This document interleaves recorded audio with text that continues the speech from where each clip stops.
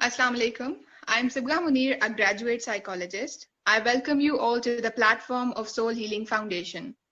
As you all know, the purpose of Soul Healing Foundation is to spread awareness about mental health issues. It is to spread the knowledge about mental health. As you're aware, the 10th October is the Mental Health Awareness Day. Soul Healing Foundation will be celebrating a whole month of mental awareness. In this month, we'll be having different activities. Most importantly, some different awareness lectures. We will try to make it easy for a layman to understand mental health. जैसा कि आप सबको मालूम है कि आज हमारे lectures का दूसरा सेशन है, तो इस सेशन में हम डिस्कस करेंगे कुछ सीक्रेट्स या बातें जो मेंटल हेल्थ के लिए इम्पोर्टेंट हैं। तो हमारा आज का टॉपिक है secrets to keep your mind healthy. इसमें हम चंद चीजें कवर करेंगे, जैसे कि healthy body healthy mind, how to live healthy life and how mind affects your body. इस नहायत ही इम्पोर्टेंट टॉपिक पे हमसे बात करेंगी मिस मरियम उस्मान। मिस मरियम उस्मान ने अपनी एमएससी कायद-ए-आज़म यूनिवर्सिटी से मुकम्मल की। अपनी फील्ड में मजीद आगे बढ़ने के लिए आपने एमएड इन स्पेशल एजुकेशन किया। आप इस वक्त एक पायदार लेक्चरर, एक उम्दा ट्रेनर, एक पुरअसर स्पीकर और एक नहायत ही काबिल साइकोलॉजिस्ट के तौर पर अपनी खिदमात सर अंजाम दे रही हैं। मैम, मैं आपकी नहायत ही मशकूर हूँ कि आपने अपने कीमती वक्त में से हमारे लिए वक्त निकाला। शुक्रिया मैम। मैम, मैं आज के टॉपिक के हवाले से आपसे पहला सवाल पूछना चाहूंगी। सबसे पहले तो आम अवेयरनेस के लिए आप हमें बताएं कि why is it important to have a healthy mind. एक हेल्दी माइंड क्यों इम्पोर्टेंट है हमारे लिए? सबसे पहले अस्सलाम वालेकुम टू ऑल, सबको मेरी तरफ से अस्सलाम वालेकुम। और सेकेंडली सिबगा, आपने इतना अच्छा मेरा इंट्रोडक्शन करा दिया, उसके लिए भी थैंक यू सो मच। और एक थैंक यू मेरी तरफ से मैं करना चाहूंगी मैम साजिदा काज़मी को, जिन्होंने मुझे एक इतना अच्छा प्लेटफॉर्म प्रोवाइड किया जहां आके मैं बात कर सकती हूँ मेंटल हेल्थ अवेयरनेस पे। थैंक यू मैम साजिदा, आपका बहुत बहुत शुक्रिया। अच्छा, हम लोग अपने टॉपिक की तरफ आए तो आपने मुझसे क्वेश्चन किया कि क्यों जरूरी है।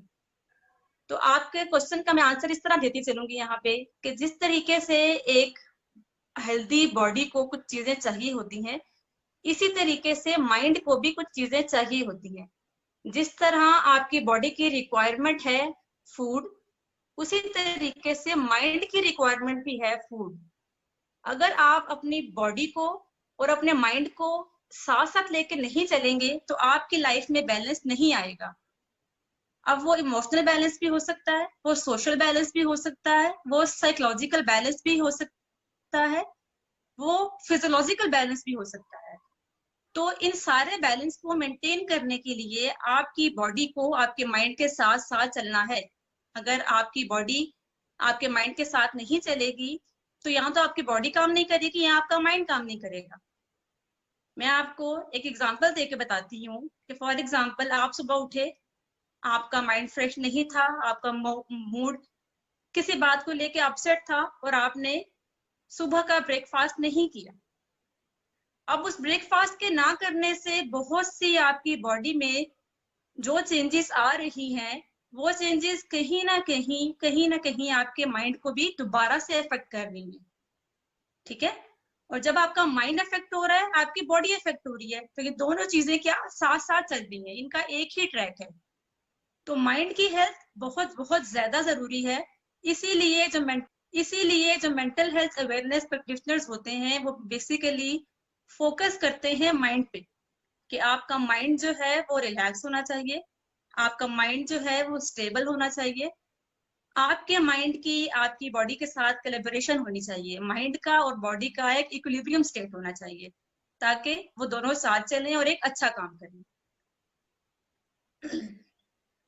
Exactly ma'am, equilibrium is important और शायद यहीं पे हम लैक करते हैं कि हम फिजिकल हेल्थ को तो इम्पोर्टेंस देते हैं लेकिन हम मेंटल हेल्थ को कहीं पीछे भूल जाते हैं। तो मैम यही इसी टॉपिक को, इसी अवेयरनेस के इस मेन पॉइंट को मैं आगे लेके चलते हुए आपसे पूछना चाहूंगी कि मैम स्ट्रेस का क्या इफेक्ट होता है? क्या स्ट्रेस हमारी हेल्थ पे अफेक्ट करती है? देखिए सिर्फ स्ट्रेस का जो है ना आपकी बॉडी पे डायरेक्टली इफेक्ट है। स्ट्रेस एक ऐसी चीज है, स्ट्रेस एक ऐसी इमोशनल स्टेट है कि जब भी आप एक स्ट्रेसफुल सिचुएशन से गुजर रहे होते हैं तो वो आपके बॉडी के तमाम ऑर्गन्स को अफेक्ट कर रहा होता है। फॉर एग्जाम्पल, आप किसी भी चीज को लेकर स्ट्रेस में हैं, किसी भी सिचुएशन को लेके, किसी के बिहेवियर को लेके आप स्ट्रेस में हैं, तो आपकी बॉडी एक सर्टेन हार्मोन्स रिलीज कर रही है। वो हार्मोन आपकी बॉडी में, आपके ब्लड स्ट्रीम में रिलीज हो रहा है। उसके रिलीज होने से क्या हो रहा है कि आपकी बॉडी में चेंजेस आ रही हैं। आपका ब्रेन एक सर्टेन मैसेजेस भेज रहा है आपकी बॉडी को कि आपकी बॉडी स्ट्रेस में है, आपका ब्रेन स्ट्रेस में है। कॉर्टिसोल हार्मोन होता है आपकी बॉडी के अंदर जो कि रिलीज होता है इन इनफ अमाउंट। जब आप स्ट्रेस में होते हो तो वो हार्मोन आपकी बॉडी में रिलीज हो रहा होता है, और इतनी सफिशिएंट अमाउंट में वो रिलीज होता है कि वो 2 से 3 दिन तक आपकी बॉडी के अंदर रहता है। इवन अगर आप स्ट्रेस आउट होना छोड़ भी देते हो तो स्टिल वो हार्मोन आपकी बॉडी के अंदर प्रेजेंट है, आपकी बॉडी को वो फौरन नहीं छोड़ता। तो स्ट्रेस क्या है? स्ट्रेस के हमेशा नेगेटिव आउटकम्स आते हैं। स्ट्रेस आपके स्टमक को डिस्टर्ब करता है, स्ट्रेस आपकी कॉग्निशंस को डिस्टर्ब करता है, स्ट्रेस आपकी डेली लाइफ एक्टिविटीज को डिस्टर्ब करता है। तो स्ट्रेस क्या करता है कि जब भी आप स्ट्रेस होते हो, आपका किसी भी चीज को लेकर मूड डाउन हो जाता है, आपका कोई काम करने को दिल नहीं करता, आपका माइंड किसी पॉजिटिव चीज की तरफ, किसी अच्छी चीज की तरफ नहीं सोचता। अगर आप सोचना चाहते भी हो, कहीं ना कहीं आपके अंदर कुछ मोटिवेशन है जो आपको कह रही है कि हम उस चीज पे सोचें, लेकिन वो एक स्ट्रेस हार्मोन जो आपकी बॉडी में रिलीज हो रहा है उस स्ट्रेस लेने की वजह से, वो आपको किसी और डायरेक्शन में नहीं जाने देता। उसकी वजह क्या है? उसकी वजह यही है कि स्ट्रेस जो है वो डायरेक्टली और इनडायरेक्टली आपकी बॉडी को, आपके हार्मोन्स को अफेक्ट कर रहा है। और जब ये सारी चीजें इफेक्ट हो रही हैं तो ऑटोमेटिकली आपका माइंड भी इफेक्ट हो रहा है, आपके सोचने की सलाहियत भी डिस्टर्ब हो रही है, आप किसी भी चीज को एक अच्छे टर्म में नहीं सोच सकते। जब स्ट्रेस का लेवल डाउन होना शुरू होता है तो उसके बाद आपको चीजों की नजर आना शुरू होती है कि हम इस चीज को इस तरीके से भी देख सकते थे, हम इस चीज को इस तरीके से भी देख सकते थे। लेकिन जिस टाइम में आप स्ट्रेस आउट हैं, जिस टाइम में आपकी बॉडी में एक हार्मोन रिलीज हो रहा है, जिस टाइम में आपके माइंड और बॉडी की डायरेक्शन सेम हुई है, दोनों ही नेगेटिव चीजों पे लगे हुए हैं, तो वो आपको एक अच्छा आउटपुट नहीं दे सकते। Ma'am, I was also reading somewhere कि जो पेशेंट्स पॉजिटिव सोचते हैं वो जल्दी रिकवर करते हैं, और जो पेशेंट्स नेगेटिव सोचते हैं उनकी रिकवरी में भी उतना ही डिले आ जाता है। तो obviously there is a great relationship between stress and physical health. But ma'am, there is also another confusion, जो लोग ब्रेन को माइंड के साथ कंफ्यूज करते हैं। आप यहाँ पे क्लियर कर दें हमें, what is the brain health and what is the main difference between brain and mind? हमने पढ़ना स्टार्ट किया है, जब से हमने चीजों को समझना स्टार्ट किया है, जब से हमारी कॉग्निशंस डेवलप हुई हैं, थिंकिंग प्रोसेस डेवलप हुए हैं, तो हमने हमेशा यही सुना है कि मेरा माइंड डिस्टर्ब है। कभी आपने ये स्टेटमेंट किसी से सुनी कि मेरा ब्रेन डिस्टर्ब है? जब भी कोई किसी का एक्सीडेंट होता है तो हम क्या कहते हैं कि ब्रेन डैमेज हो गया। कभी हमने ये स्टेटमेंट सुनी कि उसका माइंड डैमेज हो गया? तो इन स्टेटमेंट से हम क्या कंक्लूड करते हैं कि ब्रेन और माइंड टोटली डिफरेंट चीजें हैं। ब्रेन क्या है आपका? ब्रेन आपका जस्ट एक फिजिकल ऑर्गन है जो कि आपके स्कल के अंदर प्रेजेंट है, जिसके कुछ लोब्स हैं, कुछ हेमिस्फेयर्स हैं, जिसके लिए स्पेशल फंक्शनिंग है और वो अपना अपना फंक्शन परफॉर्म कर रहे हैं। कुछ न्यूरोट्रांसमीटर्स हैं जो वो रिलीज कर रहे हैं। ये है ब्रेन, जिसको आप फिजिकली देख सकते हो, ठीक है, जिसको आप फिजिकली देख सकते हो, जिसको आप टच कर सकते हो, ये है ब्रेन। माइंड को आप देख नहीं सकते, माइंड को आप टच नहीं कर सकते। माइंड क्या है? माइंड वो चीज है जिसको आप महसूस करते हो। माइंड वो काम ले रहा है आपसे, माइंड के लिए आप वो काम कर रहे हो जो आप महसूस करते हो। जो आप देखते हो, जो आप फील करते हो, जो आप सोचते हो, वो चीज आती है माइंड में। सबसे बड़ा डिफरेंस ये है ब्रेन और माइंड का कि जो ब्रेन है वो फिजिकल एंटिटी है और माइंड जो है वो क्या है, फिजिकल एंटिटी नहीं है। जो साइकोलॉजी के स्टूडेंट्स हैं वो बेसिकली डील ही करते हैं माइंड को, क्योंकि साइकोलॉजी कहती यही है कि psychology is the study of mind and behaviour. हम माइंड को भी तो स्टडी करते हैं ना, लेकिन माइंड और ब्रेन का फिर आपस में कनेक्शन तो है, लेकिन क्या है, still there is a big difference between these two. Brain और माइंड का स्टिल डिफरेंस है। ये दोनों डिफरेंट डिफरेंट चीजों को कैटल करते हैं। बेशक बिहेवियर को एक्सेप्ट करने में, बिहेवियर को मॉडिफाई करने में ब्रेन का रोल है, ब्रेन के कुछ ऑर्गन्स का, कुछ सिस्टम का रोल है, लेकिन माइंड जो है वो रूट कॉज बन रहा है वो चीज करने के लिए। ठीक है, तो ब्रेन की हेल्थ किस तरह हो सकती है कि ब्रेन की भी यही हेल्थ है, माइंड हेल्दी है तो आपका ब्रेन हेल्दी है। आपके माइंड में पॉजिटिव थॉट्स जा, आपके नेगेटिव थॉट्स बाहर निकल रही हैं, अच्छा मैसेज जा रहा है, अच्छा मैसेज आ रहा है, तो ही ब्रेन भी हेल्दी और माइंड भी हेल्दी। इन दोनों चीजों का आपस में डायरेक्टली रिलेशन है, they are directly proportional to each other. Brain healthy तो माइंड हेल्दी, माइंड का भी क्या है, डायरेक्ट कनेक्शन है ब्रेन के साथ। एग्जैक्टली। Okay ma'am. मैम एक और चीज़ आजकल के सोशल मीडिया का दौर है आजकल, और social media addiction is something जो कि लोगों की ज़िंदगी में बहुत अफेक्ट करी है। कुछ टीनेजर्स को अगर देखा जाए तो बहुत ज़्यादा इस चीज़ से अफेक्ट होते हैं कि दूसरे लोगों की ज़ाहिरी सोशल मीडिया की पिक्चर्स और जो ट्रिप्स एंड एवरीथिंग, वो उससे बहुत ज़्यादा इन्फ्लुएंस होकर डिप्रेशन में चले जाते हैं, या फिर अपनी नाशुक्री की एक फेज में चले जाते हैं, आप इस तरह से कह लें। तो क्या सोशल मीडिया एडिक्शन जो है ये भी हमारी माइंड हेल्थ को अफेक्ट करती है तो किस तरह से करती है, किस हद तक करती है? सोशल मीडिया की जो एडिक्शन है ना, वो डेफिनेटली माइंड हेल्थ को अफेक्ट करती है और कर रही है। आप अपने सामने बहुत से एग्जांपल्स देख लो कि सोशल मीडिया पे जो टाइम हमारा गुजरता है, वो मैक्सिमम टाइम हम कहाँ गुजारते हैं, सोशल मीडिया एप्लीकेशंस पे, फेसबुक पे, इंस्टाग्राम पे, यूट्यूब पे। और इस पे हम लोग क्या देख रहे हैं? सबसे पहली बात तो हम ये करेंगे ना कि सोशल मीडिया हम यूज किन टर्म्स में कर रहे हैं, सोशल मीडिया कैसे यूज हो रहा है। सोशल मीडिया का यूजेज जो है, साइंस यही कहती है, रिसर्चेस यही कहती हैं कि अगर आप कोई भी सोशल मीडिया, कोई भी स्क्रीन, सिर्फ सोशल मीडिया की बात नहीं है, कोई भी स्क्रीन आप अगर 3 घंटे से ज्यादा यूज में लाते हो, 3 घंटे से ज्यादा इस्तेमाल करते हो, तो वो डेफिनेटली आपकी ब्रेन के फंक्शनिंग को डिस्टर्ब करती है। ब्रेन की फंक्शनिंग वो किस तरीके से डिस्टर्ब करती है, वो इस तरह डिस्टर्ब करती है ब्रेन की फंक्शनिंग को कि वो आपके थिंकिंग पैटर्न्स को चेंज कर देती है। अब ये तो आपको पता है कि मिलियंस ऑफ न्यूरॉन्स जो हैं, नर्व सेल्स जो हैं, वो connected with each other in the brain.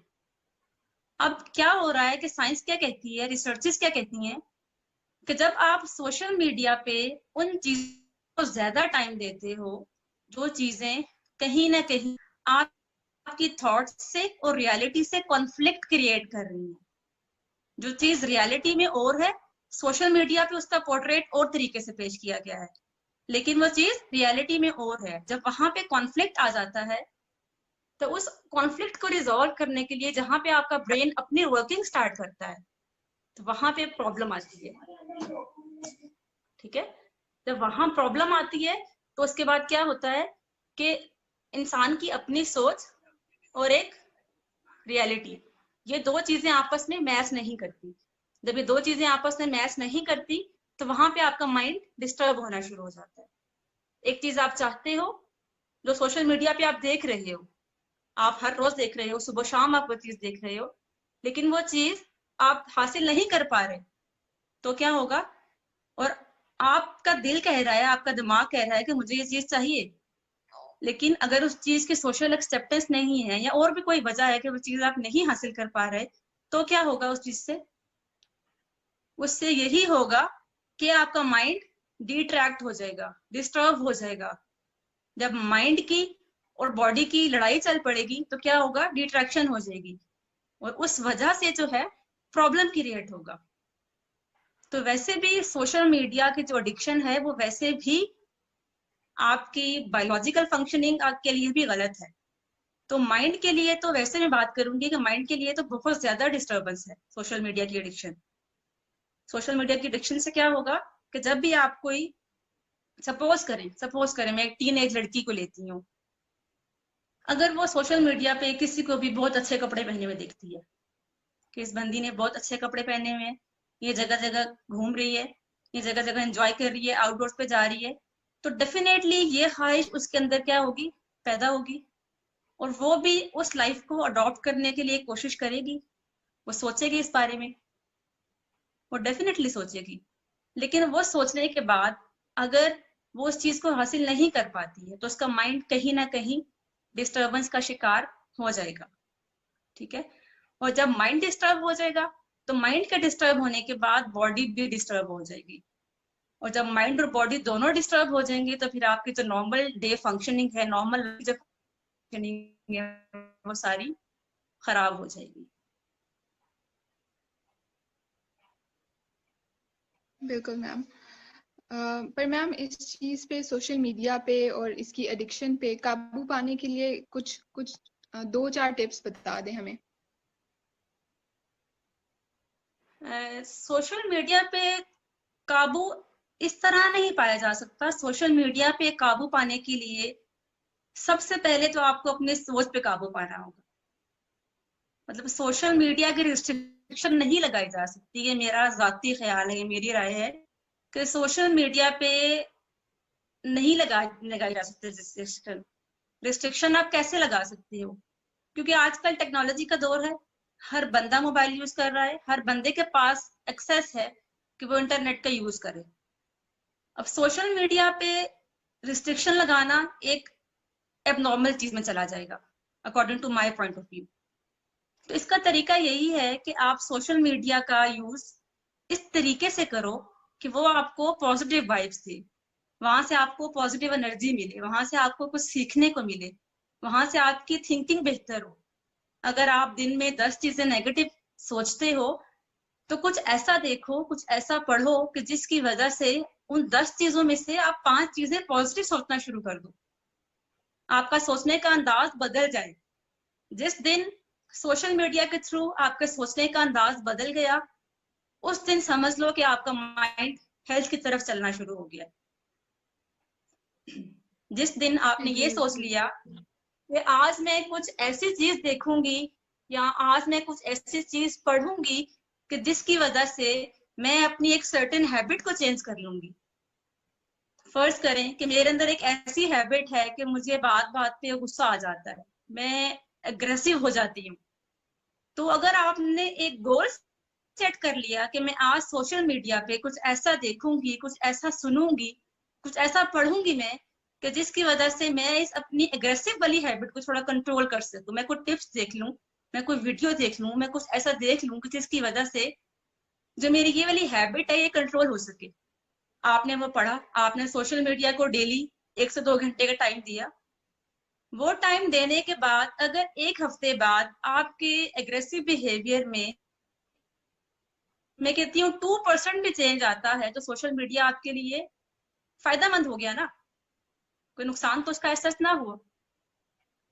तो सोशल मीडिया को पॉजिटिवली एडिक्शन में लाएं, उसको पॉजिटिवली यूज करें, अच्छी चीजें पढ़ें, अच्छी चीजें सुने, अच्छी चीजें आपके कान में जाएंगी तो अच्छी चीजें आपके दिमाग तक पहुंचेंगी और आपका दिमाग अच्छा काम करेगा। The humanist approach says कि it's only human, you have to control your own self. तो obviously आप अपने आप को control करोगे तो nothing can damage you, और अगर आप positive एक चीज में से चीजें लेना चाहोगे तो वो आपको पॉजिटिवली अफेक्ट करेगा। तो there should be no complain about it. But ma'am एक ले मैन के लिए आप हमें इजी वर्ड्स में बता दें कि सम कंपोनेंट्स ऑफ ब्रेन है क्या, इसके कुछ कंपोनेंट्स हमें बता दें। ब्रेन के कंपोनेंट्स हम सिर्फ जहां बात कर रहे हैं तो यहाँ पे हम माइंड की बात कर रहे हैं, ठीक है। तो हम ब्रेन को भी माइंड के टर्म्स में ही लेके चलेंगे।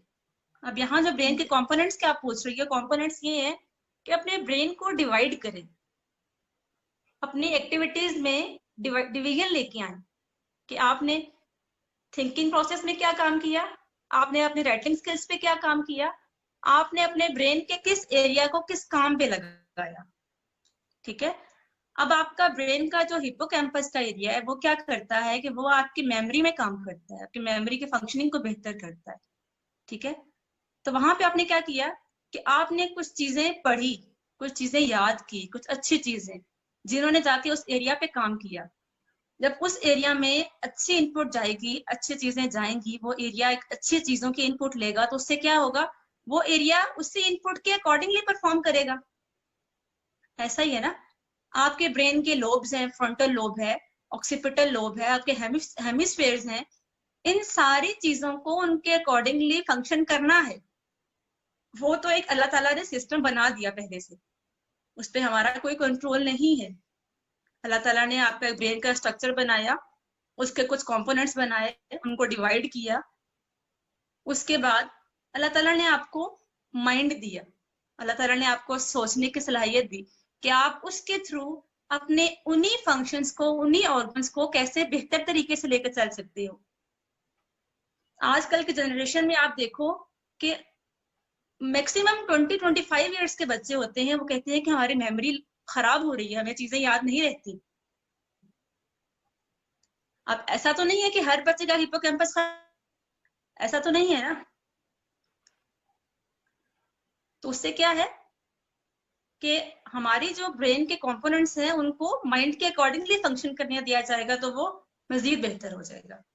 मैम यहाँ पे क्योंकि माइंड से ही रिलेटेड बातें हो रही हैं, तो कुछ हमें टिप्स दे दें कि कैसे अपने माइंड को हेल्दी रखा जाए, कैसे इसको पॉजिटिविटी की तरफ रखा जाए। मैं आप लोगों के साथ कुछ टिप्स शेयर करती हूँ माइंड को हेल्दी रखने की, और ये मैं उम्मीद भी करती हूँ कि आप लोग उन टिप्स को अपने प्रैक्टिकल लाइफ में अप्लाई भी करने की कोशिश करेंगे। और मैं आपको डेफिनेटली यहाँ पे लिख के देने को भी तैयार हूँ कि अगर आप इन टिप्स को अपनी लाइफ में इम्प्लीमेंट करते हैं तो डेफिनेटली आप लोगों की लाइफ में चेंज आएगा, आप लोगों की लाइफ में आप लोगों को वाजिया फर्क नजर आएगा। सबसे पहले टिप जो मैं आपको देने लगी हूँ वो ये है कि कोई भी पॉजिटिव और नया मटेरियल, आपके पास कोई बुक है, आपके पास कोई नॉवल है अच्छा सा, आपके पास इंटरनेट की अवेलेबिलिटी है, आपके पास मैगजीन्स आते हैं घर पे, कहीं भी कहीं से भी आपको कुछ अच्छा पढ़ने को मिलता है तो उसको पढ़े, उसको आप पढ़ें। क्योंकि जब आप अच्छा पढ़ेंगे, पॉजिटिव पढ़ेंगे, तो आपके माइंड में पॉजिटिव चीजें जाएंगी, आपके माइंड में पॉजिटिव चीजें स्टोर होंगी। जब पॉजिटिव चीजें स्टोर होंगी तो आपके ब्रेन के तमाम पार्ट्स उन पॉजिटिव चीजों के अकॉर्डिंगली भी फंक्शन करेंगे, परफॉर्म करेंगे, और उनकी परफॉर्मेंस आपकी लाइफ पे डायरेक्टली इफेक्ट होगी।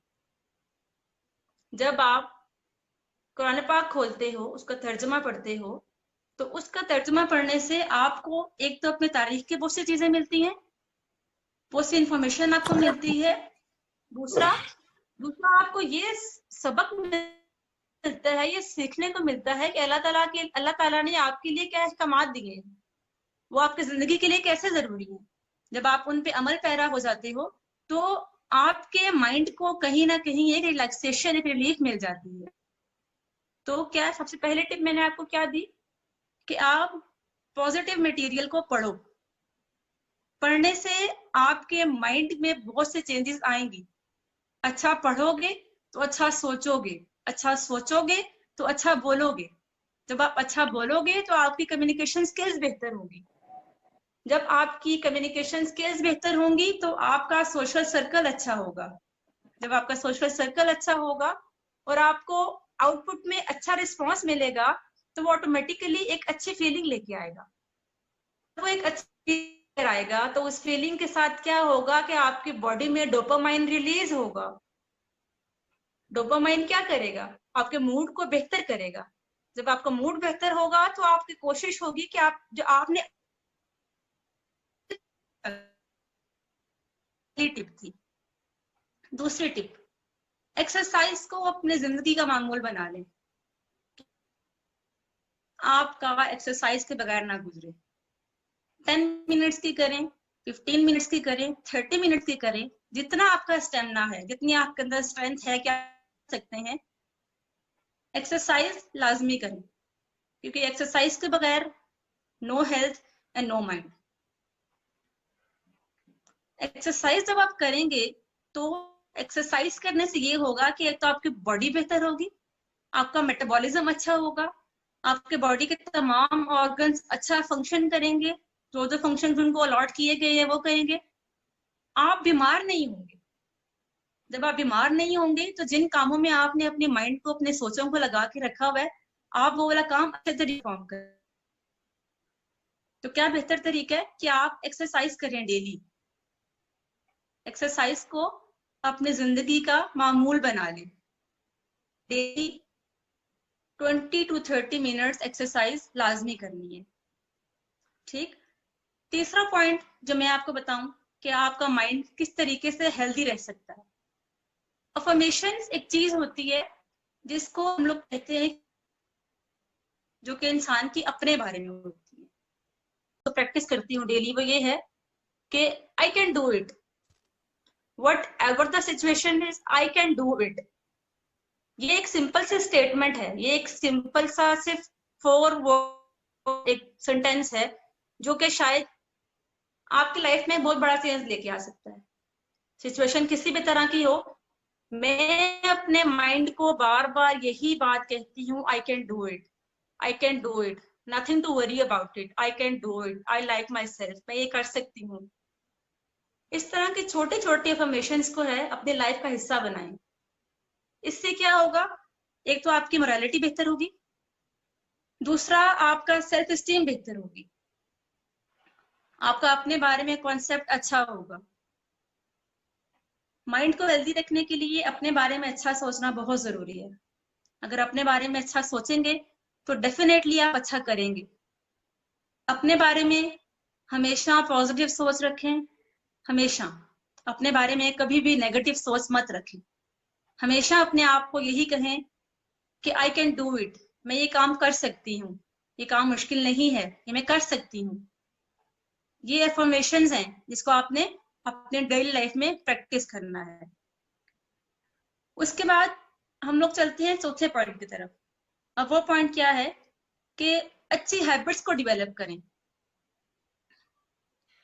किसी से अच्छी बात कर देना अच्छी हैबिट है, किसी की तरफ देख के मुस्कुरा लेना अच्छी हैबिट है, किसी की बात सुन लेना अच्छी हैबिट है, कोई अच्छी बुक पढ़ लेना अच्छी हैबिट है, नमाज पढ़ना अच्छी हैबिट है, किसी की हेल्प करना अच्छी हैबिट है। इस तरह की छोटी छोटी हैबिट्स को डेवलप करें अपने अंदर। जब आप इस तरह के छोटे छोटी हैबिट्स को अपने अंदर डेवलप करेंगे तो आपके अंदर सेंस ऑफ एप्रिसिएशन पैदा होगा।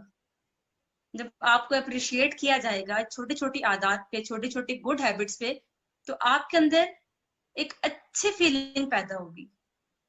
जब आप किसी की हेल्प करेंगे, एक गुड हैबिट है, और डेवलप करें इसको अपने अंदर। जब आप किसी की हेल्प करेंगे तो आपको अच्छा लगेगा।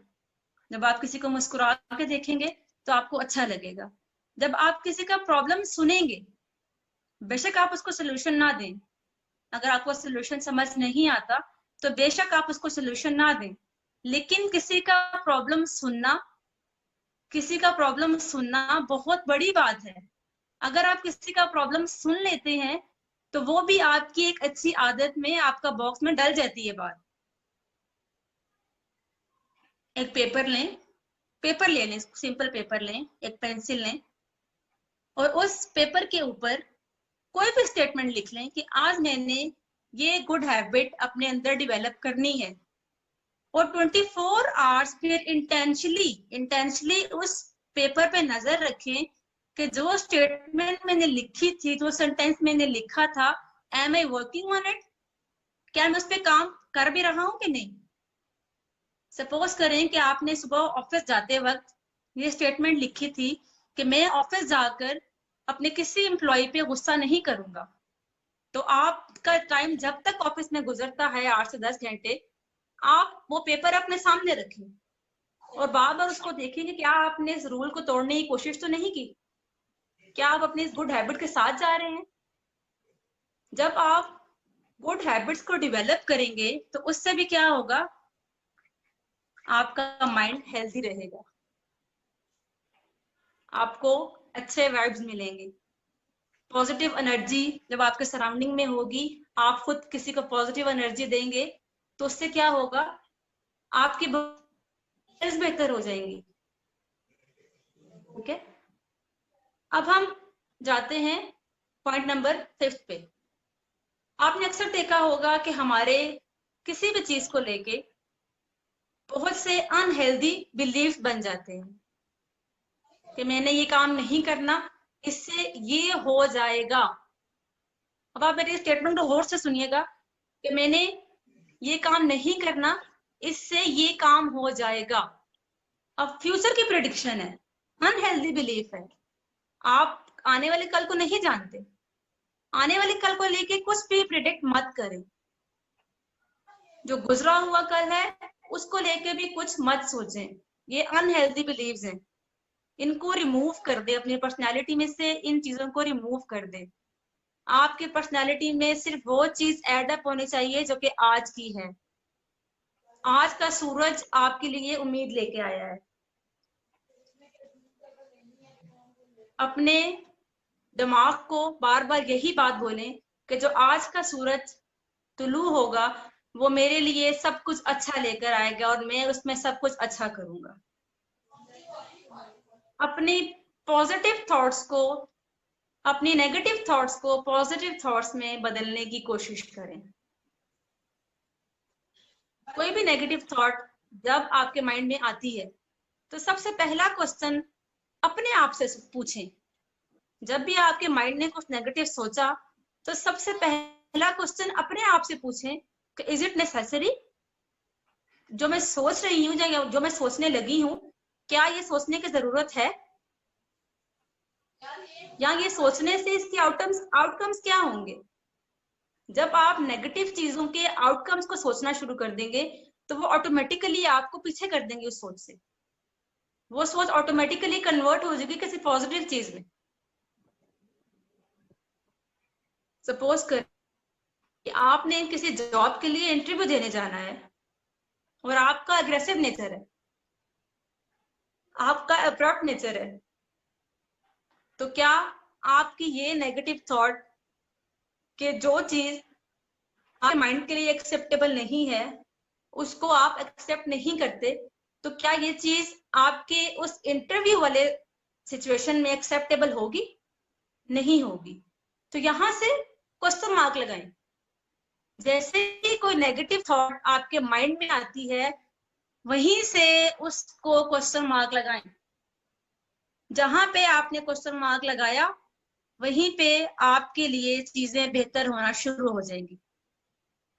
क्वेश्चन मार्क लगाना आपकी जिंदगी में बहुत इंपॉर्टेंट पार्ट है। क्वेश्चन मार्क का, क्वेश्चन मार्क आपको बताता है कि देयर इज समथिंग रॉन्ग। ये जो क्वेश्चन मार्क लग गया ना स्टेटमेंट के आगे, तो इसका मतलब ये है कि स्टेटमेंट में कुछ प्रॉब्लम है, इसको दोबारा सोचना पड़ेगा, इसको दोबारा पढ़ना पड़ेगा, इसको दोबारा देखना पड़ेगा। इसको दोबारा देखते हैं कि क्या प्रॉब्लम है। ये तो बात मैंने कह दी है, ये इसमें कुछ प्रॉब्लम है।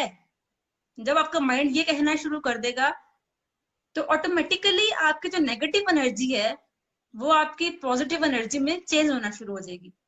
आपके नेगेटिव थॉट्स पॉजिटिव थॉट्स में चेंज होना शुरू हो जाएंगे। और जब ये चीजें होना शुरू हो जाएंगी तो आपका माइंड ऑटोमेटिकली हेल्दी होगा। हम चलते हैं नेक्स्ट पॉइंट की तरफ, वो है कि ओवर थिंकिंग से परहेज करें। ओवर थिंकिंग से परहेज करें, ज्यादा सोचना छोड़ दें। ज्यादा सोचने से भी आपका माइंड डिस्टर्ब रहता है। अपने माइंड को सिर्फ इतना कह दें कि चीजें मेरे कंट्रोल में नहीं है। चीजें जिसके कंट्रोल में है वो जात ऊपर बैठी है, वो चीजें कंट्रोल कर लेगी। अगर तो चीजें मेरे कंट्रोल में है तो मेरे परेशान होने से या मेरे चीजों को ज्यादा सोचने से कोई फर्क पड़ेगा। लेकिन जब चीजें मेरे कंट्रोल में ही नहीं है तो मैं अगर उस पर ओवर थिंकिंग करूंगी तो वो ऑटोमेटिकली मेरे माइंड को डिस्टर्ब करेंगी। जब मेरा माइंड डिस्टर्ब होगा तो मेरे डेली लाइफ की फंक्शनिंग डिस्टर्ब होगी। जब वो डिस्टर्ब होगी तो मेरी लाइफ ही डिस्टर्ब हो जाएगी, बिल्कुल मेरी लाइफ डिट्रैक्ट हो जाएगी, ट्रैक से हट जाएगी। तो ओवर थिंकिंग के परहेज करें। सिर्फ ओवर थिंकिंग से परहेज करने का सिर्फ एक ही टिप है, सिर्फ एक ही तरीका है कि आप अपने आप को सिर्फ ये बता दें कि आपके कंट्रोल में नहीं है चीजें। आपके कंट्रोल में सिर्फ मेहनत है, आपके कंट्रोल में सिर्फ कोशिश है, रिजल्ट्स आपके कंट्रोल में नहीं है। जिस जात के कंट्रोल में सब कुछ है वो इंशाल्लाह वो सब चीजें आपके हक में बेहतर करेगा। लेकिन उसके लिए शर्त ये है कि आपने इनपुट अच्छी दे दी अपनी,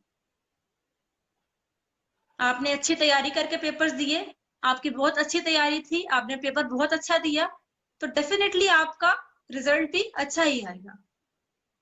तो ओवर थिंकिंग से जरा थोड़ा कंट्रोल करने की कोशिश करें। उसके बाद नेक्स्ट पॉइंट जो हमारा है वो है कि अपनी नींद, स्लीप साइकिल को डिस्टर्ब मत होने दें। स्लीप साइकिल भी जो है आपके माइंड के डिस्टर्ब होने की बहुत बड़ी वजह है कि स्लीप साइकिल डिस्टर्ब नहीं होना चाहिए। 6 से 8 घंटे की नींद हर रोज आपके जहन के लिए, आपकी जहनी नशोनुमा के लिए, आपके मेंटल ग्रोथ के लिए बहुत ज्यादा जरूरी है। तो बेहतर क्या है कि आप डेली 6 से 8 घंटे की अच्छी नींद लें। अच्छी नींद क्या करती है, जब आप सो रहे होते हैं तो स्टिल आपका ब्रेन काम कर रहा होता है, आपका ब्रेन नहीं सोता, आपका दिमाग नहीं सोता, वो अपनी फंक्शन कर रहा होता है। लेकिन जब उसकी नीड है कि आपको सो जाना चाहिए और आप नहीं सोएंगे, अपनी नींद नहीं पूरी करेंगे, तो वो क्या करेगा, उसकी फंक्शनिंग डिस्टर्ब हो जाएगी। और जब उसकी फंक्शनिंग डिस्टर्ब हो जाएगी तो फिर वो आपको भी साथ में डिस्टर्ब करके रखेगा। ठीक है, अच्छी नींद लें, 6 से 8 घंटे की अच्छी नींद आपको एक अच्छा हेल्दी माइंड देगी। उसके बाद जो नेक्स्ट पॉइंट है वो ये है कि अपनी बॉडी को वेल हाइड्रेटेड रखें। पानी पिए जितना आप पी सकते हैं, 8 से 10 ग्लास या इवन मोर। जितना पानी आप एक दिन में पी सकते हैं इतना पानी आप पिए, क्योंकि अगर आपकी बॉडी वेल हाइड्रेटेड है तो आप एक तो आपकी बॉडी के सारे ऑर्गन्स अच्छे काम कर रहे हैं, दूसरा ये कि उसका डायरेक्टली आपके मूड पे भी इफेक्ट हो रहा है। ठीक है, अपनी बॉडी को वेल हाइड्रेटेड रखें। सेकंड पॉइंट ये है कि जब आप वेल हाइड्रेटेड रहेंगे तो उससे आपका माइंड भी अच्छा रहेगा, माइंड भी हेल्दी रहेगा। अब आप पूछेंगे वो कैसे? वो इस तरह कि जब आपकी बॉडी वेल हाइड्रेटेड रहती है तो सर्टेन टाइप्स ऑफ जो सिस्टम अंदर चल रहे होते हैं उनको जो फंक्शनिंग चाहिए होती है वो फंक्शन वाले ऑर्गन परफॉर्म कर रहे होते हैं।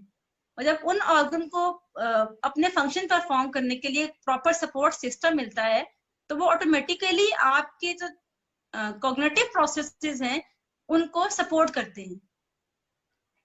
सपोज कर लें कि आपको प्यास लगी है, आपको भूख लगी है, आपने खाना नहीं खाया, आपने पानी नहीं पिया, तो डेफिनेटली आपका मूड डिस्टर्ब हो जाएगा, डेफिनेटली आपको गुस्सा आएगा। वो क्यों आता है? इसीलिए आता है ना कि आपकी बॉडी के जो ऑर्गन्स हैं उनको एक सपोर्ट सिस्टम चाहिए। जब वो सिस्टम सपोर्ट सिस्टम नहीं हो रहा तो वो सारा जो चीजें हैं वो आपकी बॉडी से बाहर किस सूरत में आती हैं? आपके बिहेवियर के फॉर्म में। बिहेवियर तो आउटपुट है ना आपका, बिहेवियर के थ्रू तो आप आउटपुट देते हो चीजों का, तो वो उस फॉर्म में बाहर आती है। अपने मूड को मॉनिटर करें, जैसे मैंने पहले आपको ऊपर बताया कि अपने मूड को मॉनिटर करें। रात को जब आप सोने के लिए अपने बेड पे जाते हैं तो अपने पास एक डायरी और एक पेंसिल रखें। ठीक है, बैठे उस डायरी को खोलें और पेन अपने हाथ में पकड़ें और पूरे दिन में जिन जिन चीजों ने आपके मूड को डिस्टर्ब किया उन चीजों को राइट डाउन कर लें अपनी कॉपी पे। 10 पॉइंट्स हो जाएं, 5 पॉइंट्स हो जाएं, 15 पॉइंट्स हो जाएं, जितने चीजों ने आपको बॉदर किया उन चीजों को आप वहां पे लिखें, उस डायरी पे लिखें। और उस लिखने के बाद जब एंड पे उसका एनालिसिस करें तो उन चीजों में से वो चीजें काट दें जो कि आप सोचते हैं कि अगर इन चीजों पे मेरा मूड नहीं भी खराब होता, इन चीजों को मैं बॉदर नहीं भी करता, तो मेरी जिंदगी में कोई खास फर्क नहीं पड़ता। उन स्टेटमेंट्स को, उन चीजों को काट दें और फिर अपने आप पे फिर वही क्वेश्चन मार्क लगाएं। जो क्वेश्चन मार्क आपने पहले ऊपर लगाया अफर्मेशंस यूज करते हुए, वही क्वेश्चन मार्क दोबारा यहाँ पे दोबारा लगाएं और अपने आप से सवाल करें कि इन 24 घंटों में जिन चीजों ने मेरे मूड को खराब किया, जिन चीजों ने मुझे डिस्टर्ब रखा, क्या ये चीजें वाकई इतनी इंपॉर्टेंट थी कि मैं इन चीजों की बेस पे मैंने अपना मूड खराब रखा? क्या ये चीजें वाकई इतनी इंपॉर्टेंट थी कि इन चीजों के रिजल्ट में, इन चीजों की वजह से मैंने अपने बॉडी के फंक्शंस को भी डिस्टर्ब किया और मैंने अपने माइंड के फंक्शंस को भी डिस्टर्ब किया, मैंने अपने कॉन्शियसनेस को डिस्टर्ब किया? अगर आपका माइंड कहता है कि नहीं ये चीजें इतनी इंपॉर्टेंट नहीं थी, तो उन चीजों को उसी टाइम अपनी कॉपी से इरेज कर दे और वहां पे अपना एक गोल सेट कर लें कि ये चीजें नेक्स्ट डे मुझे डिस्टर्ब नहीं करेंगी। अफर्मेशन यूज करें यहाँ पे दोबारा कि ये चीजें दोबारा हमें डिस्टर्ब नहीं करेगी।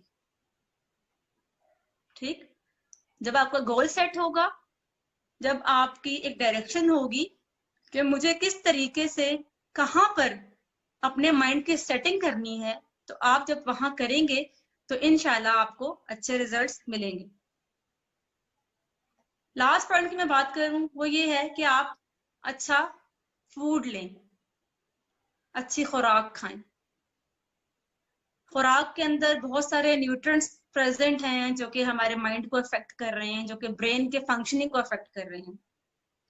अच्छी खुराक लें, अच्छा खाना खाएं, साफ खाना खाएं, उससे भी आपके माइंड को एनर्जी मिलेगी। जब आपका ब्रेन अच्छा परफॉर्म करेगा तो उससे भी क्या होगा, आपके माइंड को एनर्जी मिलेगी। Thank you so much ma'am, these were some really amazing tips. मैं उम्मीद करती हूँ कि हम इनसे जितना हो सका फायदा उठाएंगे, और फायदा तभी उठा सकते हैं जब हम इन पे अमल पैरा होंगे। तो इंशाल्लाह हम इन पे अमल करने की कोशिश करेंगे। टाइम की थोड़ी कमी है मैम, तो मैं कोशिश करूंगी कि जितने हो सके ऑडियंस की तरफ से सवालात को शामिल करूं। तो ऑडियंस प्लीज आप अपने सवालात जो है वो भेजना स्टार्ट करें। मैं सबसे पहले क्वेश्चन पूछूंगी। हमसे क्वेश्चन पूछा है नोजीमा ने कि how can we improve our memory issues. Memory issues इस तरीके से बेहतर हो सकते हैं जब आपका माइंड एक डायरेक्शन में लगेगा। डायरेक्शन में लगने का मतलब ये है कि अगर आपको मेमोरी अपनी बेहतर करनी है तो आप डिफरेंट तरह के गेम्स खेलो। पजल्स गेम्स होती हैं, क्रॉसवर्ड्स गेम्स होती हैं, इन चीजों को खेलो जहां पे आपका ब्रेन इस्तेमाल हो। जहां पे आपका ब्रेन का यूजेज ज्यादा होगा वहां पे आपका हिप्पोकैम्पस ज्यादा अच्छा काम करेगा। जहां पे आपका हिप्पोकैम्पस अच्छा काम कर रहा है वहां पे आपकी मेमोरी भी ज्यादा देर तक रिटेन हो रही है। पजल्स मोबाइल में होते हैं, पजल्स खेलो, क्रॉसवर्ड्स देखो, इस तरह की चीजों को अपनी लाइफ में लाओ। इस तरह की चीजें आपकी लाइफ में जब आएंगी, इन चीजों से बेहतर होगी, आपकी इन चीजों से कंसंट्रेशन डेवलप होगी। जब आपकी कंसंट्रेशन डेवलप हो जाएगी तो आपकी मेमोरी बेहतर होगी। मेमोरी हमारी खराब कब होना शुरू होती है, जब हमारी कंसंट्रेशन नहीं डेवलप होती, जब हमारी थॉट्स के अंदर कंसिस्टेंसी नहीं होती, जब हम बहुत सी चीजों पे ध्यान देते हैं एट अ टाइम, तब जाके हमारी मेमोरी फंक्शनिंग डिस्टर्ब हो जाती है। तो इसका क्या हल है कि आप एक टाइम पे एक चीज को कंसिस्टेंटली कंसंट्रेशन से देखो, उस पर ध्यान दो, उस पर फोकस रखो, उस पर गोल रखो उसका। तो ये चीज क्या करेगी, आपकी मेमोरी को इंशाल्लाह बेहतर करेगी। मैम अनदर क्वेश्चन कि टेक्नोलॉजी का हमारी बिहेवियर पे क्या असर है। टेक्नोलॉजी का मैंने पहले बताया ना, टेक्नोलॉजी का हमारे बिहेवियर पे डायरेक्टली असर है। हर तरह की टेक्नोलॉजी का हमारे बिहेवियर पे असर है। मैं आपको आज एक बिल्कुल सिंपल सी एग्जांपल देती हूँ कि आजकल के जो जनरेशन है, जो एडोलेसेंट बच्चे होते हैं, वो क्या कर रहे हैं। पबजी गेम के बारे में आपने सुना होगा। पबजी गेम टेक्नोलॉजी है ना। पबजी गेम के बारे में आपने भी सुना होगा, बहुत से लोगों ने सुना होगा। पबजी गेम क्या है। बहुत से पेरेंट्स के बच्चे पबजी गेम खेल रहे हैं, लेकिन असल में वो गेम क्या है, कभी आप लोगों ने देखा? कि उस गेम के रूल्स क्या हैं, उस गेम का मोटो क्या है। क्या वो गेम आपके बच्चे के अंदर एग्रेशन नहीं ला रही? उस गेम की वजह से आपके बच्चे के अंदर एग्रेशन आ रही है, आपका बच्चा एग्रेसिव बिहेवियर की तरफ जा रहा है। अगर उस गेम में ये बताया जा रहा है कि आप किसी को भी इजीली मार सकते हो, तो जो आपका बच्चा जिसकी सोच अभी डेवलप हो रही है, वो भी बड़ा नहीं है, जिसकी सोच अभी डेवलप हो रही है, अभी कंसिस्टेंट नहीं है, उसकी सोच मैच्योर थिंकिंग नहीं है, जिसकी अभी इमेच्योर थिंकिंग है, जिसकी कॉग्निशंस डेवलप हो रही हैं, वो क्या कर रहा है कि वो उस चीज को अपनी रियल लाइफ से ज्वाइन करने की कोशिश कर रहा है। कि अगर गेम में ऐसा है कि मैं किसी भी इंसान को किसी भी चीज को हासिल करने के लिए कुछ भी एक्शन ले सकता हूँ, तो मैं रियल लाइफ में भी कुछ भी करने के लिए कुछ भी कर सकता हूँ। टेक्नोलॉजी का हमारे बिहेवियर पे बहुत ज्यादा असर है।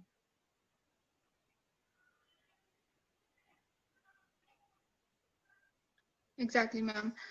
मैम एक और क्वेश्चन है, स्ट्रेस से रिलेटेड बहुत सारे क्वेश्चंस हैं, तो यहाँ पे हमसे काफी सारे लोगों ने पूछा है। इकरा का क्वेश्चन है कि स्ट्रेस और टेंशन को कैसे कंट्रोल किया जाए। इकरा, स्ट्रेस को कंट्रोल मतलब मैंने पहले बताया ना कि कंट्रोल एक ऐसा वर्ड है जो कि समटाइम्स हम इसको नेगेटिव टर्म में भी ले जाते हैं। मतलब किसी भी चीज को आप कंट्रोल नहीं कर सकते, उसी चीज के अंदर आपने कुछ ऑल्टरेशंस करनी होती हैं, कुछ एडिशंस करनी होती हैं, कुछ सब्ट्रैक्शंस करनी होती हैं, तो उस चीज में कंट्रोल आ जाता है। मतलब ऐसा नहीं है कि मैं आपको एक टिप बता दूं कि इकरा आप ऐसे कंट्रोल कर लो स्ट्रेस को, स्ट्रेस कंट्रोल हो जाएगा, ऐसा नहीं है। अब देखना ये पड़ेगा कि स्ट्रेस किस चीज का है, आपको क्या चीज स्ट्रेस दे रही है। अब हो सकता है कि जो चीज आपको स्ट्रेस दे रही है वो किसी और इंसान के लिए एक नॉर्मल बात हो, और जो चीज किसी और नॉर्मल इंसान को स्ट्रेस दे रही है वो आपके नॉर्मल बात हो। तो स्ट्रेस को, टेंशन को ठीक करने का यही तरीका है कि आप उसमें से कुछ चीजों को एडिशन करो, कुछ चीजों की सब्सट्रैक्शन करो। जहां पे एडिशन की बात है तो वो चीजें ऐड करो जिन चीजों से आपको पॉजिटिव एनर्जी मिलती है। अगर आपको एग्जाम्स की तैयारी टेंशन दे रही है, तो आप इस तरह से इसकी तैयारी करो कि आप एक गोल सेट कर लो कि कोई प्रॉब्लम नहीं, मैं 2 दिन में मेहनत कर 2 दिन की बात है, मैं मेहनत करूंगी तो मुझे रिजल्ट मिलेगा इसका अच्छा। अगर आप सीएसएस की तैयारी कर रहे हो, आपको मुश्किल लग रही है, टेंशन दे रही है, आपको चीज स्ट्रेस दे रही है, तो उस स्ट्रेस पे फोकस मत करो। अपने थिंकिंग को, अपने थिंकिंग पैटर्न्स को उस गोल पे शिफ्ट कर दो जो आपको वो टेस्ट पास करने के बाद मिलना है। उस गोल की तरफ देखो। अगर कोई नेगेटिव स्ट्रेस है, कोई नेगेटिव टेंशन है जो आपको डिस्टर्ब कर रहा है, तो भी उस कंडीशन में भी अपने गोल को देखो कि ये जिस चीज की मैं टेंशन ले रही हूँ, जो इसका आउटकम आएगा, क्या वो मेरा गोल है, क्या वो अचीव करने से मुझे कुछ मिलेगा। अगर तो कुछ मिलता है तो आप उस स्ट्रेस को, उस टेंशन को लो। मगर अगर उसकी वजह से आपको आउटकम में कुछ भी नहीं मिल रहा, आपको नेगेटिविटी मिल रही है, तो उसका क्या इलाज है कि आप उसको छोड़ो। यहाँ पे मैम साजिदा क्योंकि हमारे साथ हैं, सीईओ सोल हीलिंग फाउंडेशन, तो मैम मैं आपके भी थोड़े कीमती ख्यालात यहाँ पे जानना चाहूंगी। इस हवाले से इस सारी डिस्कशन के बाद आप क्या कहना चाहेंगी हमारी ऑडियंस के लिए। जी, session was going very well और I would like to answer few questions. Already Mariam ने बड़ा अच्छा जवाब दे दिया, but there is a question like for example कि टेक्नोलॉजी का जो है यूसेज हम पे क्या नेगेटिव इफेक्ट डालता है। डेफिनेटली कोई भी टेक्नोलॉजी है, like if you are using TV, mobile और एनी अदर, तो ये चीजें आपको नेगेटिव इफेक्ट जरूर डालेंगी। एक तो इनअप्रोप्रिएट यूज होगा और एक एक्सेसिव यूज होगा। एक्सेसिव यूज अब स्क्रीन का है, जितना स्मार्टफोन ने अपने क्वेश्चन में भी मेंशन किया, तो आपकी आई साइट पे प्रॉब्लम होगा, आपके ब्रेन पे स्ट्रेस पड़ेगा, आपके माइंड पे, आपकी थॉट्स पे, और फिर आप उसका यूसेज कैसे करें, फिर बीइंग नेगेटिवली यूज, ठीक है, तो वो भी आपकी चीजों पे नेगेटिव इफेक्ट डालेगा। सिमिलरली स्ट्रेस का जो है फैक्टर, वो देन अगेन कि आप जितना स्ट्रेस लेंगे, as Mariam has already told in detail कि आपकी जो साइकी और माइंड और बॉडी दोनों पे इफेक्ट करेगा। And mind and body they are interrelated. आपकी अगर साइकी डिस्टर्ब है तो डेफिनेटली आपका बॉडी पे भी उसका असर पड़ेगा और आपकी फिजियोलॉजी भी डिस्टर्ब हो जाएगी।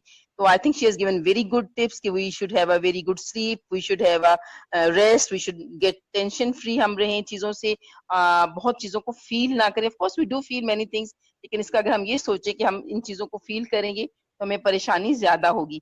तो ये चीजें अगर हम अपनी लाइफ से कम कर सकें जो हमें प्रॉब्लम ज्यादा करती हैं, तो I think of course we get relax and we have a good mental health. Ma'am यहाँ पे आई वुड लाइक, क्योंकि टाइम थोड़ा कम है, तो समीरा ने हैंड रेज किया। Sameera, can you please ask your question? जी, अस्सलाम वालेकुम। वालेकुम सलाम। मेरा एक क्वेश्चन है मैम से। वो ये है कि जैसे मैम ने बताया कि हमें अपनी सेल्फ स्टीम हाई करने के लिए सेल्फ अफर्मेटिव स्टेटमेंट देने चाहिए, जैसे कि आई कैन डू इट। ठीक है, एक चीज तो ये हो गई जिसमें हम अपने सेल्फ स्टीम को हाई करने की कोशिश कर रहे हैं। एक चीज होती है ओवर कॉन्फिडेंस, कि हम जो चीज नहीं कर सकते उसको भी हम कहते हैं कि हाँ we can do it, I can do it. तो इन दोनों में क्या डिफरेंस होगा, यानी कि क्या बॉर्डर लाइन होगी जिसमें हम रियलाइज करें कि अब मैं ओवर कॉन्फिडेंस हो रही हूँ और ये मेरा कॉन्फिडेंस लेवल है, यहाँ पे मैं अपनी सेल्फ स्टीम हाई करूँ? प्लीज इसकी तरह मुझे रिप्लाई कीजिएगा। बहुत ही अच्छा क्वेश्चन। जी मैम, आप बताएंगे हमें? वेरी नाइस क्वेश्चन कि आपने जो क्वेश्चन किया कि जहाँ पे ओवर कॉन्फिडेंस की बात हो रही है, कि अगर आप ओवर कॉन्फिडेंस हो फिर भी आप कहते हो कि जो चीज नहीं करने वाली उस पर भी आप कहते हो कि आई कैन डू इट, मैं कर सकती हूँ, मुझे कोई प्रॉब्लम नहीं है, तो हम दोबारा उसी पॉइंट पे चले जाएंगे कि जहां पे आपने क्वेश्चन मार्क लगाया। आपको राइट एंड रॉन्ग की पहचान होनी चाहिए। जहां पे आपको राइट एंड रॉन्ग की पहचान है, जहां पे आप कहते हो कि ये रास्ता ठीक की तरफ को जा रहा है, ये रास्ता ठीक मंजिल तक पहुंचता है। अगर आप उस बस में बैठे हो, उस गाड़ी में बैठे हो, जो गाड़ी आपको पता है कि आपको आपके मंजिल पे ही लेके जाएगी, तो उस गाड़ी में बैठ के आपको अपने ऊपर एक सेल्फ कॉन्फिडेंस होना चाहिए, आपको सेल्फ स्टीम हाई होनी चाहिए। लेकिन आप अगर कराची वाली गाड़ी में बैठकर ये कहो कि नहीं मैं लाहौर जाऊंगा, मैं लाहौर जाऊंगा, मैं लाहौर पहुंच जाऊंगा, तो डेफिनेटली आप लाहौर नहीं पहुंचोगे। तो यहाँ पे क्या है, यहाँ पे दोबारा से क्वेश्चन मार्क की जरूरत है। आपको अपने थिंकिंग पैटर्न को दोबारा से शुरू से देखने की जरूरत है कि मैं किस चीज पे कह रहा हूँ I can do it. Obvious सी बात है कि अगर मैं कहूं कि मैं किसी और प्लेनेट पे चली जाऊंगी, तो कैन आई डू इट? ये काम तो मैं नहीं कर सकती, ये काम तो मेरे लिए पॉसिबल नहीं है। फिर मैं किस बेस पे कह रही हूँ? अगर मैं किसी बेस पे कह भी रही हूँ तो क्या मेरे वसाइल हैं कि मैं जा सकूं? दोबारा से क्वेश्चन मार्क लगाना पड़ेगा यहाँ पे कि जो गोल की सेटिंग है और आपके पास जो रिसोर्सेज हैं, वो दोनों चीजें आपस में मैच करती हैं कि नहीं करती। जो गोल आपने सेट किया, जिस गोल को सेट करके आप कह रहे हो कि आई कैन डू इट, क्या उस गोल की सेटिंग और आपके रिसोर्सेज, चाहे वो फिजिकल रिसोर्सेज हैं, साइकोलॉजिकल रिसोर्सेज हैं, क्या वो अवेलेबिलिटी है कि आपको आ सकते हैं? अगर तो उनकी अवेलेबिलिटी है तो you still can say I can do it. अगर उनकी नहीं है तो वहां पे एक क्वेश्चन मार्क लगेगा, और क्वेश्चन मार्क आपको ऐसा भी हो सकता है, ऐसा हो सकता है, ऐसा हो सकता है। तो उनमें से आपने क्या करना है, इसके लिए एक बेटर रास्ता। ठीक, एग्जैक्टली। मैम आपकी आवाज कट रही है। Obviously you have to keep questioning yourself, तभी आप उस लाइन को क्रॉस नहीं करोगे, एंड दोनों तरफ का आप जो है वो देख सकते हो। टाइम की कमी की वजह से, क्योंकि ऑलमोस्ट हमारा टाइम ओवर होने वाला है, मैम मरियम आपसे मैं 2 मिनट्स की एक क्विक मैसेज जो आप हमारी ऑडियंस को यहाँ पे दे सकें आज के इस लेक्चर के हवाले से। आज के लेक्चर के हवाले से मैं आप सबको यही कहना चाहूंगी, बल्कि मैं आप सबसे रिक्वेस्ट करना चाहूंगी कि प्लीज अपने माइंड को रिलैक्स रखें। कोशिश करें कि आप हर रोज डेली बेसिस पे कोई एक अच्छी चीज करें, कोई एक अच्छी बात बोलें, कोई एक ऐसा अच्छा काम करें जिससे दूसरों को खुशी मिले, क्योंकि दूसरों को खुश रखना ज्यादा बेहतर है। दूसरों को खुश रखें, दूसरों का ख्याल रखें, अपना भी ख्याल रखें। अपने आप को, अपने सेल्फ को आगे रखें, अपने सेल्फ को पीछे मत करें, अपने माइंड को रिलैक्स रखें, अपने गोल्स को सेट रखें, क्रिएटिविटी की तरफ जाएं, कुछ क्रिएटिव करें, कुछ नया करें। हजारों फील्ड्स ऐसी हैं जो कि नई इमर्ज हो रही हैं। अपने इंटरेस्ट के फील्ड में काम करें, अपने माइंड को रिलैक्स रखें, फजूल किस्म की टेंशन से और स्ट्रेस से अपने आप को बचाएं, वो एक हेल्दी लाइफ गुजारें। Thank you. Thank you so much ma'am. है जिंदगी का मकसद औरों के काम आना। बेशक जो क्वेश्चंस अभी भी आ रहे हैं, I would just request you all please soul healing foundation के फेसबुक पेज पे, इवन इंस्टाग्राम पेज पे भी आप लोग ये क्वेश्चंस पूछ सकते हैं। We will definitely answer them. I would like to just end the session क्योंकि टाइम ऑलमोस्ट खत्म हो चुका है। यहाँ पे इसी बात पे कि आप अपने माइंड का ख्याल रखेंगे ताकि आपकी बॉडी भी हेल्दी रह सके, और जब आप अपनी मस्बत रवैये अपनाएंगे तो तभी आप अपने ऊपर जिंदगी के कई सक्सेसेस के दरवाजों को खोल सकेंगे, क्योंकि पॉजिटिव सोच इज वेरी इंपॉर्टेंट। इस उम्मीद के साथ कि मेंटल हेल्थ की इम्पोर्टेंस को समझेंगे, मैं आपसे इजाजत चाहूंगी। आज के सेशन का इख्तिताम करते हैं। अल्लाह हाफिज। अल्लाह हाफिज everyone. Thank you so much.